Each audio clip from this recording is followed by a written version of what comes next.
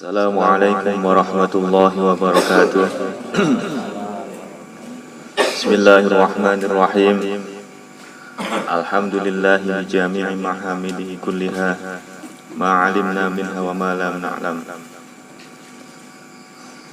Ala alaihi wa ni'amihi kulliha ma 'alimna minha wa ma lam na'lam.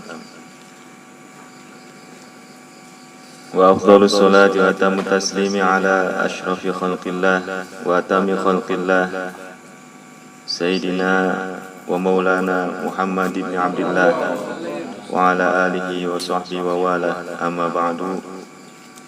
Ayyuhal hadirun al-kiram, para bapak dan hadirin sekalian, hadani Allah wa iyyakum.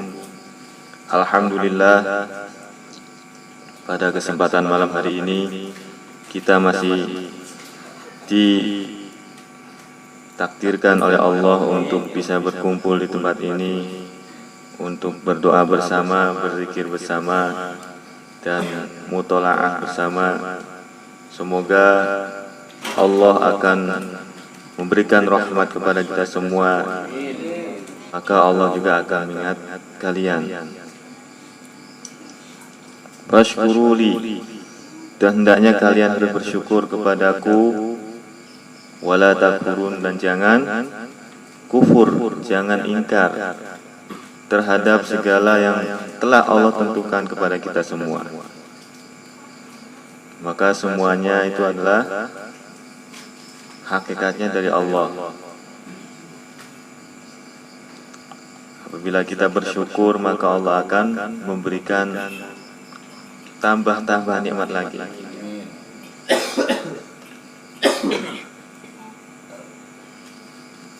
La in syakartum la azidannakum. Langsung saja melanjutkan pertemuan Jumat kemarin. Seperti diketahui bahwasanya Raja Dzulqarnain sempat ketemu dengan kelompok orang yang mana mereka adalah umatnya Nabi Musa yang dulu pernah mengasingkan diri dari kaumnya. Karena apa? Karena kaumnya sudah mulai berbuat maksiat, tidak sesuai dengan ajaran Nabi Musa alaihissalam. Akhirnya mereka pergi dari kaumnya tersebut. Ada yang mengatakan tinggalnya itu di bawah bumi, katanya. Jadi masuk ke gua-gua. Nah, sini Raja Dzulqarnain ketemu dengan mereka. Nah, setelah selesai ngobrol-ngobrol atau bincang-bincang dengan mereka, akhirnya Raja Dzulqarnain kemudian pamit untuk pergi melanjutkan perjalanannya, sehingga Dzulqarnain pun kemudian akhirnya beserta rombongan pasukannya itu meninggalkan daerah tersebut. Waruya annahu warada fi masirihi baladatun. Waruya annahu warada fi masirihi baldatan. Fastaqbalahu ahluha kulluhum yanzuruna ilaihi illa rajulan khayyatan. Lam yabrah min makanihi wa lam yaltafit ilaihi. Faqala Dzulqarnain ayyuhar rajul qad istaqbalani ahlu hadzal baldah wa innaka lam taltafit ilayya fama hamluka ala dzalik. Diriwayatkan bahwasanya dalam perjalanannya Raja Dzulqarnain singgah di satu tempat yang mana penduduknya itu menyambut kedatangan Raja Dzulqarnain dengan sangat antusias, disambut dengan sangat ramai sekali. Semua penduduk atau semua penghuni kampung itu menyambut datangnya raja tersebut. Tapi ada satu orang yang tidak mau kumpul bersama mereka, tidak mau bangkit dari tempatnya untuk menyambut Raja Dzulqarnain. Dia adalah seorang penjahit. Jadi tetap dengan kegiatannya itu jahit. Faqala Dzulqarnain, kemudian Raja Dzulqarnain berkata kepada lelaki tersebut, ayyuhar rajul, wahai bapak, qad istaqbalani ahlu hadzal baldah, para penduduk kampung ini, para penghuninya datang menyambut aku, tapi engkau tidak datang, tidak ikut hadir dalam penyambutan tersebut. Kenapa bisa begitu? Qala rajul, li'annahu lam yu'jibuni ma anta fihi wa lam atma' fima ladunka. Kenapa begitu? Karena bagi saya itu bukan suatu hal yang aneh. Saya tidak merasa takjub dengan kehadiran Anda, dan saya pun tidak akan berharap apapun dari Anda. Dijawab oleh Raja Dzulqarnain, walima, kenapa bisa begitu? Qala rajul li anni ra'aitu fi hadhil balda amiran mata wa mata fi yaumihi ma'ahu 'abdun mamluk faqirun fawdi'a ma'an fi gharin wa kadzalika kanat 'adatuhum wa ja'ala lil malik akfanun nafisah wa lil faqiri akfanun khalq. Karena apa? Karena sudah biasa katanya. Bagi saya tidak ada yang aneh. Mau pejabat, mau rakyat jelata, bagi saya itu sama saja. Karena pernah suatu hari seorang pemimpin dari kami itu mati. Seorang bangsawan dari golongan kami mati. Dan pada hari itu pula ada seorang budak belian yang sangat fakir juga meninggal dunia, mati.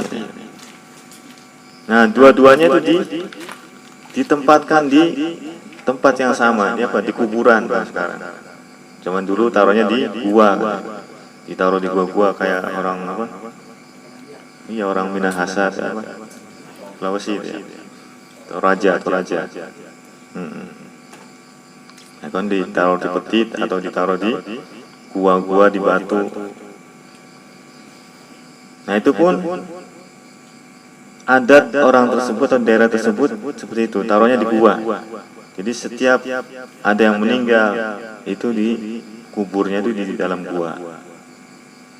Nah, jadi di hari yang sama ada seorang bangsawan dan ada seorang yang fakir atau budak, sama-sama mati. Dan pada umumnya orang-orang bangsawan itu akan dikafani, akan dibungkus dengan pakaian yang sangat bagus, sangat indah. Sedangkan orang fakir hanya dengan kain kafan yang sudah lusuh, sudah jelek. Summa marartu bihima ba'da zamanin wa qad ramma idhamuhuma. Nah, setelah lama dua-duanya itu meninggal ya, sudah lama kemudian si tukang jahit tadi itu lewat di gua tersebut, ingin mengecek keadaan dari dua mayat yang mati barengan tadi. Dan ternyata semuanya itu sudah hancur, tulang belulangnya juga sudah rapuh, sudah berserakan. Waqtalata ba'duha bi ba'din. Jadi sudah bercampur antara tulang orang kaya dengan tulang orang miskin, dengan si budak tadi fakir. Falam a'rif idhamul malik min idhamil fakir. Sehingga sudah tidak dikenali lagi mana tulang dari bangsawan atau raja, dan juga tulang dari para atau budak tadi. Karena kain kafannya kan apalagi sudah hancur. Yang tadinya bagus kan kain kafannya dibungkus dengan kain kafan yang bagus, itu sudah hancur. Dagingnya sudah hancur. Sehingga apa? Fa'alimtu annahu la khaira fi tilkad dunya.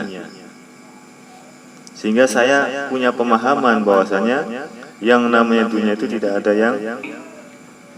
yang bagus gitu. semuanya itu akan hancur, semuanya akan rusak, semuanya akan musnah. Jadi tidak ada yang perlu dibanggakan di dalam dunia ini. Tidak perlu kita merasa hebat dengan memiliki harta yang banyak,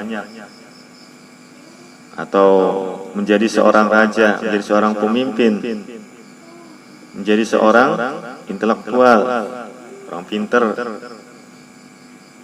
Karena semuanya itu akan musnah. Karena dunia ini adalah fana. Faqala Dzulqarnain anta aqalu hadzal baldah. Kata Raja Dzulqarnain, wah berarti Anda itu adalah orang yang paling pintar di daerah ini. Anda itu pantas jadi presiden. Fastakhlafu 'alaiha. Wa qala la uridul imarah. Enggak, saya tidak butuh jadi seorang presiden atau seorang pemimpin, enggak. Saya tidak butuh. Qala fakun hakiman tahkumu bainahum bil haqqi fatadfa'u zulmu ba'dihim an ba'din. Ya udah, kalau tidak mau jadi pemimpin, tidak mau jadi presiden, jadi hakim lah. Jadi seorang hakim yang mana nanti engkau akan menghukumi, akan menetapkan satu hukum antara satu dan yang lainnya, supaya tidak terjadi kezaliman di tempat ini. Summa kharaja min tilkan nahiyah. Nah, sudah selesai, Raja Dzulqarnain kemudian melanjutkan perjalanan kembali ke tempat-tempat yang lain. Jadi benar-benar Raja Dzulqarnain itu menguasai hampir seluruh dunia, dari ujung barat sampai ujung timur, utara ke selatan. Itu sudah disinggahi semua sama Raja Dzulqarnain. Sampai di ujungnya bumi nanti ketemu.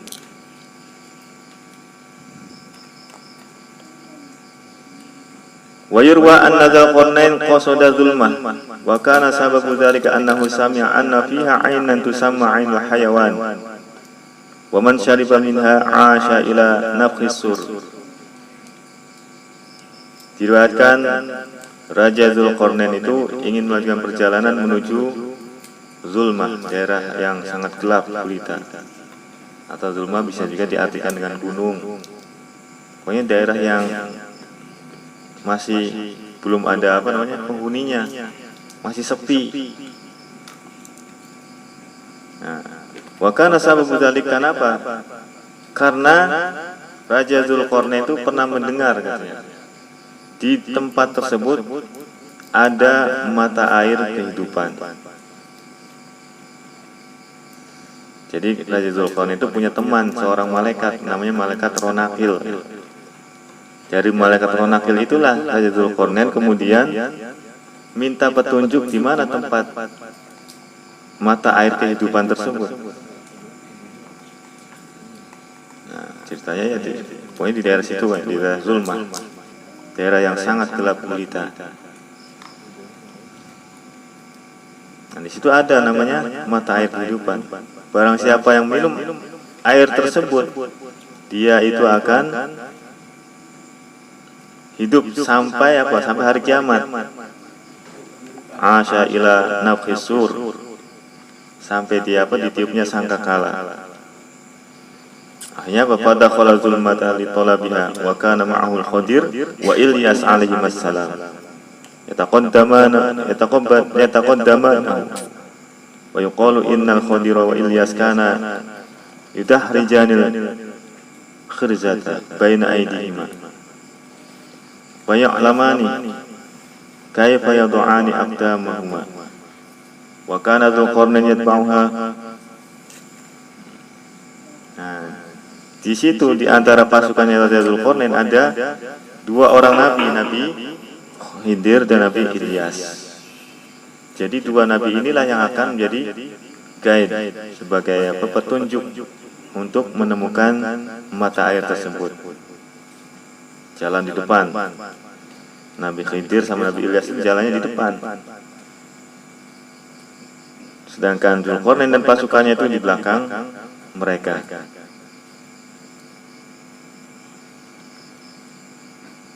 Nah, kemudian Kalau seandainya nanti ketemu dengan sumur tersebut atau mata air tersebut, maka nanti mereka akan berhenti di situ dan akan meminum air tersebut.